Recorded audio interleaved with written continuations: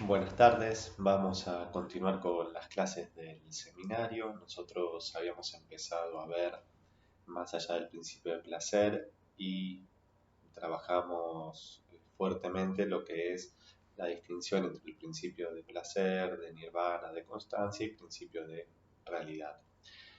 También habíamos empezado a situar las situaciones, valga la redundancia, de que impiden que el principio de placer prevalezca.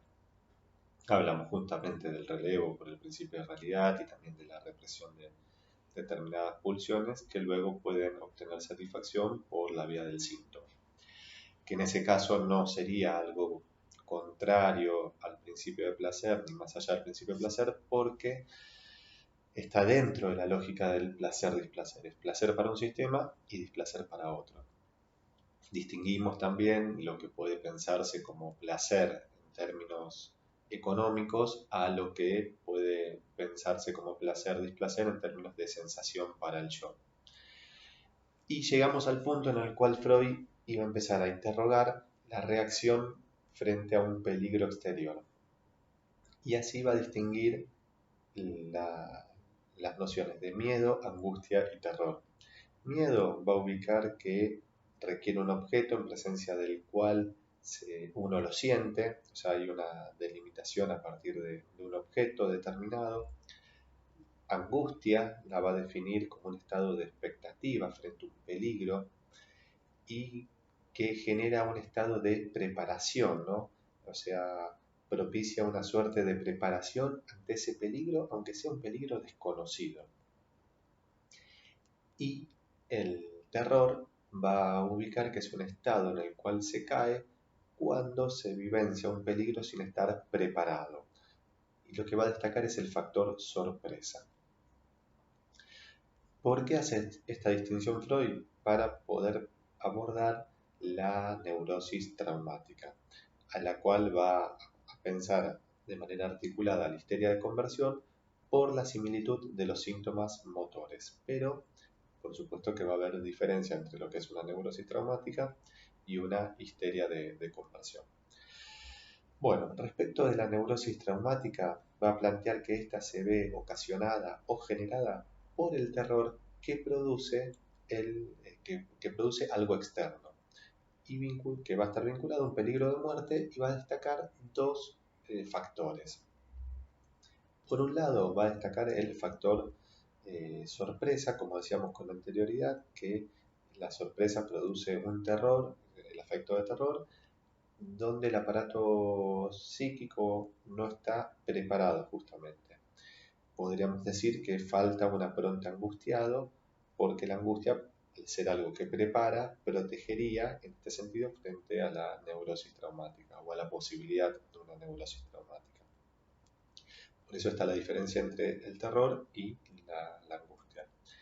Y la otra cuestión que indaga Freud es que un daño físico contrarresta en la mayoría de las situaciones la causación de una neurosis traumática. O sea, vemos que si se produce angustia, no se produce neurosis traumática, sino que tiene que haber terror, y que un daño físico contrarresta también la causación de una neurosis. ¿Dónde habíamos visto esto nosotros con anterioridad? Ya lo habíamos situado desde 3 ensayos y desde introducción del narcisismo. ¿Por qué? Porque justamente que ubicaba Freud que una herida liga la alteración de la distribución libidinal al reclamar una sobreinvestidura de ese órgano o de esa parte del cuerpo que está afectada. Esto lo ubicaba Freud en introducción del narcisismo. Y la alteración de la libido justamente se explicaba por la conmoción mecánica, en tanto es una fuente de excitación. Esto lo ubicaba en 3 ensayos, puntualmente al final del ensayo 2 con las vías de influencia recíprocas. Entonces tenemos que la conmoción mecánica altera la distribución libidinal, pero si se produce una herida física, se contrarresta la causación de una neurosis traumática porque reclama una contrainvestidura o una sobreinvestidura en ese órgano doliente. Y eso permite articular y ligar esa alteración libidinal de la que Freud hablaba.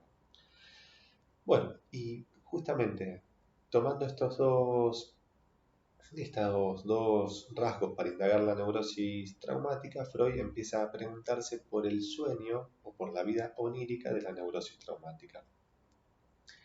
En este punto vamos a tener que hacer una diferencia, tal como figura en los ejes que se fueron distribuyendo para los prácticos, que no va a ser lo mismo la vida onírica de la neurosis traumática que el sueño traumático al que Freud hace referencia, por ejemplo, ligado a la histeria, cuando justamente va hablando de que con Breuer y él ya habían detectado que en la histeria se padece de reminiscencia y que uno se haya fijado psíquicamente al trauma, con lo cual ahí tenemos que tener en claro que hay una diferencia en este punto. No es lo mismo la vida onírica de la neurosis traumática de la que está hablando acá a lo que podría pensarse como sueño traumático ligado a la histeria o a otra de las neurosis de transferencia. Lo que va a ubicar en términos de la vida onírica de la neurosis traumática es que el enfermo se despierta siempre con renovado terror, ¿no? Que sus sueños lo reconducen una y otra vez a la situación traumática y de la cual, insisto, despierta con renovado terror. O sea, repite en el sueño esa vivencia y no genera angustia, sino que le genera el mismo afecto de terror. Entonces, acá también podemos plantear que se haya fijado psíquicamente al trauma, pero que no lo recuerda en la vida de vigilia, tampoco necesariamente lo tiene tan presente, sino que en esa vida onírica.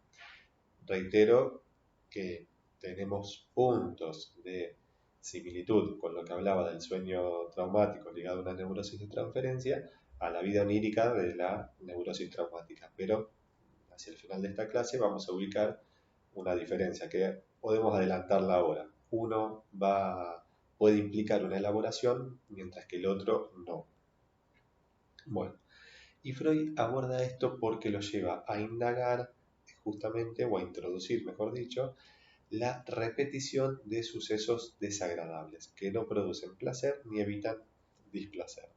Otro detalle a tener en cuenta es que en este escrito Freud suele equiparar neurosis traumáticas con neurosis de guerra, pero no son lo mismo. Justamente en Introducción al Simposio sobre la neurosis de guerra, que fue presentado o escrito en 1919, Freud ahí diferencia lo que es una neurosis de guerra de lo que es una neurosis traumática.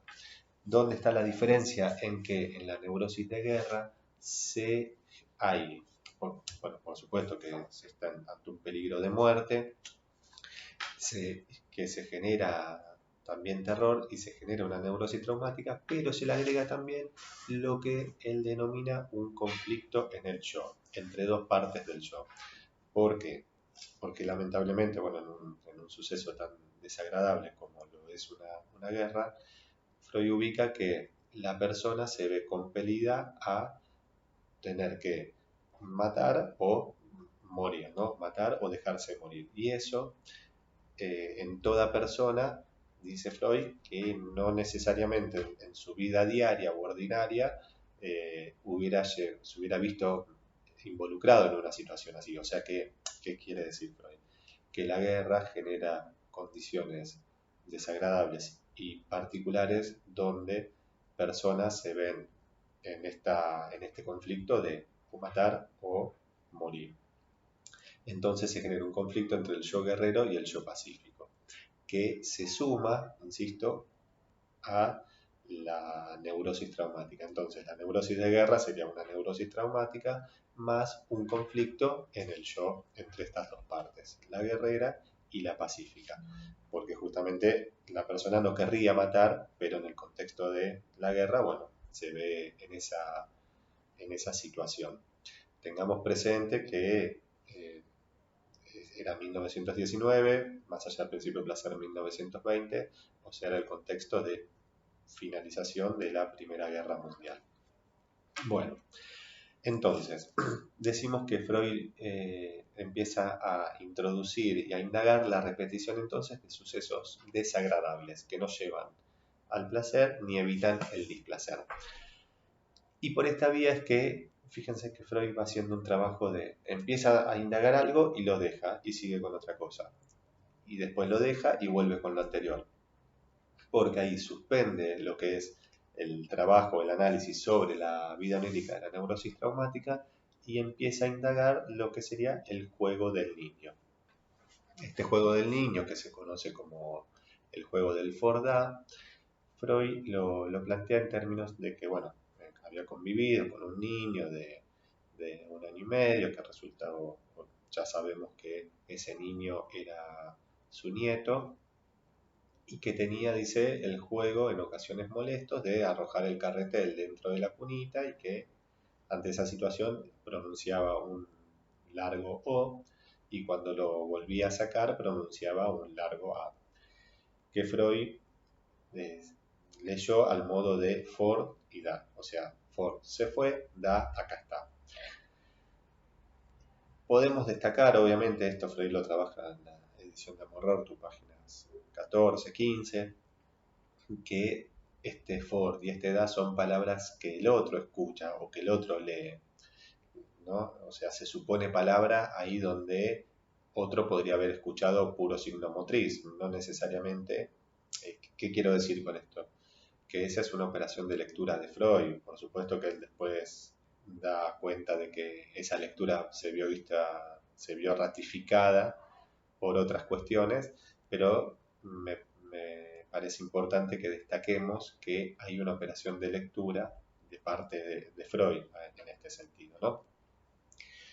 Y el juego del Forda es lo que podríamos también plantear al juego del aparecer y desaparecer. Es muy común en los niños de determinada edad que si se tapan los ojos piensan que desaparecieron, justamente porque al realizar eso tapan el campo visual y como si eso ya los hubiera hecho desaparecer entero. Cualquiera que haya tenido contacto con algún niño de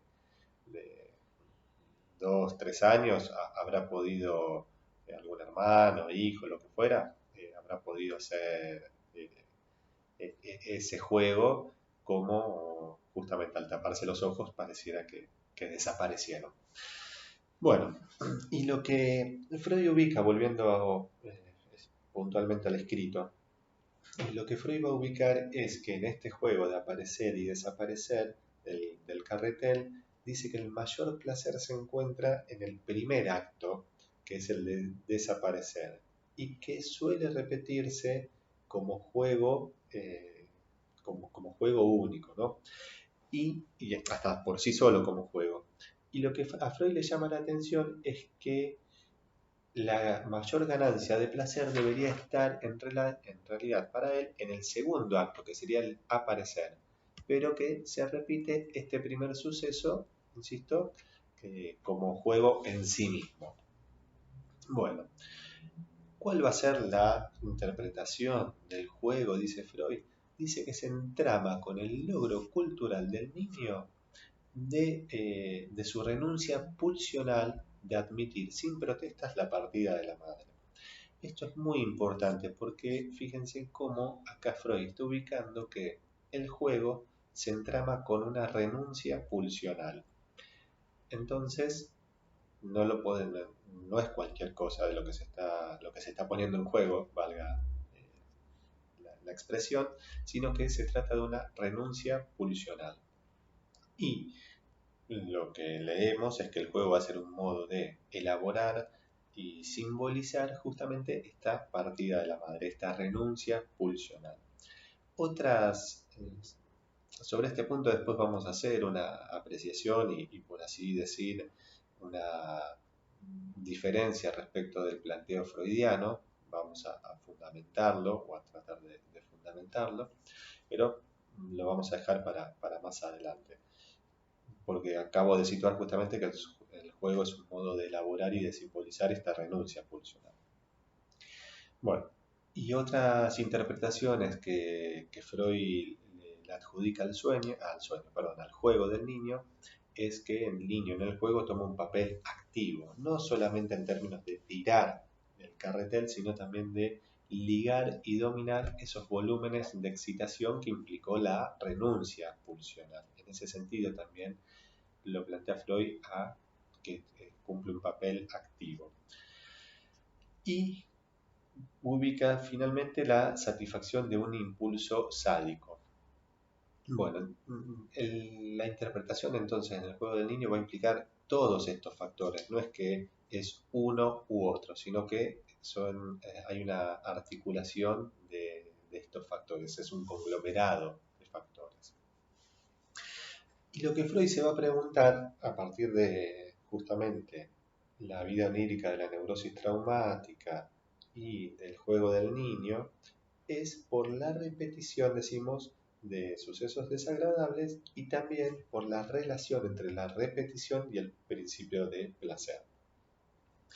Y respecto del juego, va a decir que la repetición de algo desagradable está conectada a una ganancia de placer, pero de otra índole, dice, ¿no? La satisfacción entonces está conectada, o la repetición está conectada con una ganancia de placer, dice, pero de otra índole, directa, dice. Este directa tenemos que leerlo con lo que situamos en la clase pasada. ¿Se acuerdan cuando ubicamos el largo rodeo hacia el placer? Ese largo rodeo que implicaba, por un lado, el principio de placer, ¿no? En términos de la modificación del mundo exterior y demás, pero también vamos a empezar a ver que el rodeo hacia el placer está implicado en el principio de placer. Por eso acá es algo que Freud empieza a plantear más allá del principio de placer. Entonces, lo que estamos tratando de ubicar es que hay una ganancia de placer de otra índole, dice, directa. Y al plantear que hay una relación entre la repetición y ganancia directa de placer, está abriendo a la relación entre pulsión y repetición. Nosotros no lo vamos a abordar en esta clase, sino que vamos a abrir una serie de paréntesis para la clase siguiente, sí abordarlo plenamente. Bueno, ¿cuál es el primero de estos paréntesis? Es tomar más allá del principio de placer como puerta de entrada o introducción a lo que va a ser la segunda tópica del aparato psíquico planteada por Freud. ¿Por qué? Porque Freud va a ubicar que la resistencia justamente a recordar no es de lo reprimido, sino que eso que se opone a lo reprimido, que es la resistencia, es también ella misma inconsciente. Con lo cual, Freud va a empezar a dejar de ubicar una oposición entre consciente e inconsciente y va a plantear una oposición entre yo coherente y lo reprimido. Al respecto quiero hacer notar una diferencia porque esto lo pueden ubicar en la página 19 de Amor Rorty, que dice yo coherente y lo reprimido. Pero en la página Ballesteros la traducción plantea el yo coherente y el reprimido, que lo pueden ubicar en la página, al menos en la edición que tengo, 2515 en Ballesteros y en Amor Rorty, página 19. Bueno, me parecía importante situar esta diferencia, ¿no? En las traducciones, yo coherente y lo reprimido y el yo coherente y el reprimido. También en la página 19 de Amor Rorty les leo una cita, dice, lo inconsciente, lo reprimido no ofrece resistencia alguna. La resistencia proviene del mismo estrato de donde salió o partió la represión. La resistencia y sus motivos también son inconscientes. Bueno, justamente entonces Freud ubica que la resistencia es también inconsciente. Con lo cual la terminología que él venía utilizando se va a ver fuertemente cuestionada y puesta en tensión. Este asunto va a ser retomado justamente en el yo y el ello cuando ya nos presente lo que es la segunda tópica del yo, ello y superyo. Y antes de la relación, dijimos, entre pulsión y repetición, planteamos otro paréntesis. Bueno, En nuestro caso va a ser pensar qué relación hay entre repetición y principio de placer. Incluso el mismo Freud se lo pregunta, ¿no? En la página 20 ubica qué relación tiene la compulsión a repetir con el principio de placer.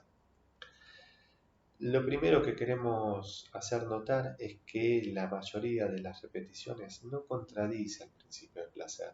A veces rápidamente por una cuestión de no darnos cuenta podemos ubicar que contradice el principio de placer, pero no es eso lo que Freud ubica, sino que la mayoría de las situaciones no lo contradice, porque es placer para un sistema, o sea, podríamos decir para el yo, pero es displacer para un sistema, para el yo, y satisfacción para el otro, ¿no? Para lo reprimido en tanto descarga.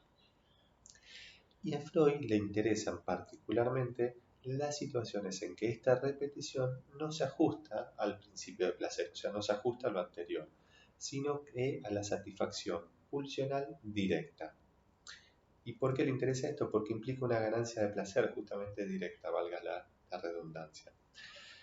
Bueno, y a esta modalidad de repetición, Freud va a articular 4 cuestiones. Por un lado, los fenómenos de la transferencia, nosotros no hemos hablado todavía de eso acá en el seminario.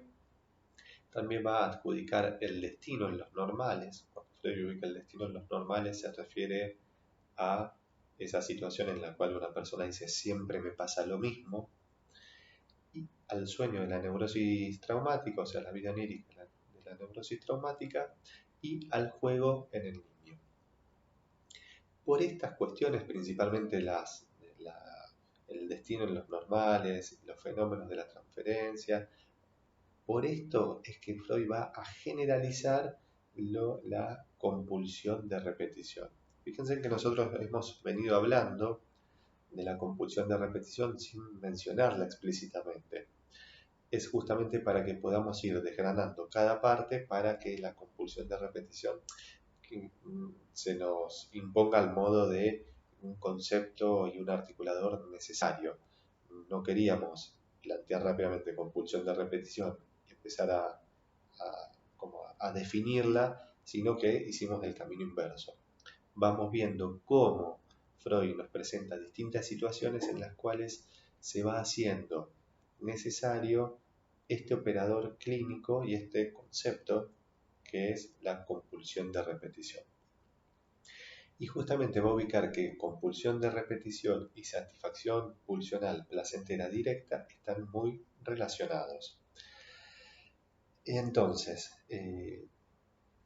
a este respecto, bueno, también Freud va a utilizar un término que es demoníaco, ¿no? Que habla de una repetición demoníaca y demás. Cuando Freud haga esta alusión a lo demoníaco, lo va a tomar en términos de que no produce una elaboración esa repetición, en tanto habrá una desmezcla pulsional. Va a quedarse en parte incomprendido lo que acabo de situar, iremos explicando con las clases siguientes. Pero está volviendo entonces, compulsión de repetición y satisfacción pulsional placentera directa están muy relacionados, y esta forma de satisfacción estaría, al decir de Freud, más ligada a esta descarga a cero, lo cual sería obviamente imposible, como vimos la clase pasada, porque implicaría la muerte, ¿no? Que era la paradoja ya desde el inicio del placer-displacer. Bueno, en función de lo que venimos viendo, vemos que más allá del principio de placer, tampoco contradice al principio de placer. Y vamos a ver bien por qué. Freud va a ubicar que esto que se empieza a armar como compulsión de repetición es más primario, más elemental y más pulsional que el principio de placer. Pero no dice que sean contrarios, sino que ubica que son independientes, que la compulsión de repetición es independiente del principio de placer. Para los que tengan la traducción de Amor Rorty, lo van a poder ubicar en la página 31. Bueno, y va a ser en el capítulo 4, ¿no? Donde Freud vuelve sobre la vida onírica de la neurosis traumática para afirmar justamente que la compulsión de repetición tiende a ligar y a elaborar. y que esto ya sería una función del aparato que justamente no contradice el principio de placer, pero que sí es independiente de él. O sea, ¿qué queremos decir? Que no está determinado por el propósito de ganar placer o evitar displacer, sino que es un paso previo a eso. O sea, fíjense que acabamos de decir que la vida onírica de la neurosis traumática ahí está comandada por una compulsión de repetición que está más allá del principio de placer en términos de que es independiente, o sea, no está determinado por ese propósito. Y es independiente porque es un paso previo a que el principio de placer-displacer esté funcionando, por decirlo de alguna manera. Bueno, entonces, para ir ya como dando un cierre a esta clase, nosotros situamos que sigue pendiente la pregunta entre la repetición o entre la pulsión y la compulsión de repetición y empezamos a ver justamente empezamos a ver nuevamente lo que es la vida onírica de la neurosis traumática. ¿Y qué es lo que ubica Freud? Que en su indagación arranca por el trauma externo y plantea la hipótesis de que la conciencia y la memoria se excluyen. Esto es algo que ya está planteado desde la Carta 52. Y lo que le permite situar esta separación es una protección antiestímulos, es la existencia de una protección o barrera antiestímulos. Ubica que en la conciencia no hay huellas de los acontecimientos, sino que el proceso se agota en el devenir consciente. Y esta protección o esta barrera antiestímulos dice que es una parte de la sustancia viva que se ha visto modificada y se ha vuelto inorgánica de alguna manera para facilitar tomar partes o pequeñas partes y fragmentos del mundo exterior de manera tal de reducir o acotar su intensidad en el pasaje a los siguientes estratos, de manera tal de que se puedan procesar, elaborar, se puedan tramitar. O sea, toman una parte o una fracción de la intensidad del mundo y la transmiten a los otros estratos del aparato psíquico. Nosotros podemos leer justamente esto articulado a los órganos de los sentidos, ¿no? Que toman una parte del mundo exterior. Bueno, y desde el exterior, ¿qué decía Freud? Que va a ser traumática toda acción o todo acontecimiento o toda excitación que perfore esta barrera o esta protección antiestímulos. Y esto es lo que altera justamente la economía psíquica y convoca a la defensa. Pero en un primer momento que ubica justamente ante esta ruptura de la protección antiestímulos, el principio de placer, dice Freud, va a quedar abolido en sus funciones. Y para que vuelva o para que se restablezca justamente el principio de placer-displacer, tiene que ligarse psíquicamente los volúmenes de excitación que hay en el aparato anímico. Entonces, por eso vamos ubicando que es independiente del principio de placer, pero que no contraria, porque justamente para que empiece a operar, el principio de placer se tiene que ligar psíquicamente. Y por eso justamente se crea una contrainvestidura y eso empobrece, dice Freud, a los demás órganos, a los demás sistemas. Y acá es donde Freud va a retomar terminología de estudios sobre la histeria, donde ubica que el ligar, o al menos como lo podemos plantear en este momento, ligar es el pasaje de energía libre a energía ligada, valga la redundancia, o quiescente, tónica. El término quiescente me parece muy pertinente porque una de las definiciones de los sentidos que tiene quiescente es que algo está detenido pudiendo tener movimiento. Y me parece que es muy pertinente. ¿Por qué? Porque nosotros veíamos que con anterioridad en el proceso primario había energía libre y en el proceso secundario había energía ligada. Acá lo que Freud está planteando es que ya en el proceso primario hay energía ligada. Por eso hay un cambio que no siempre se alcanza a percibir. Y por eso esta definición de quiescente me parece muy pertinente. Porque entonces esta energía que se vio alterada, dice Freud, tiene que ligarse, tiene que devenir quiescente. O sea que ligarse en términos puede ser, por ejemplo, de que opere la condensación y el desplazamiento, que es justamente lo que dice Freud, que queda abolido en la vida onírica de la neurosis traumática. Por eso entonces, en el proceso primario, ahora nosotros ya tenemos que empezar a ubicar que hay energía quiescente, o sea que está ligada de una determinada forma. En el proceso secundario estará ligada de otra forma. Por eso, insisto, el término quiescente me parece muy pertinente, ¿no? Uno, siguiendo con este tema, ¿no? En términos psíquicos, también nosotros podríamos decir que la barrera o la protección ante estímulos, lo digo con cierta reserva, sería la cadena asociativa de condensaciones y desplazamientos del proceso primario.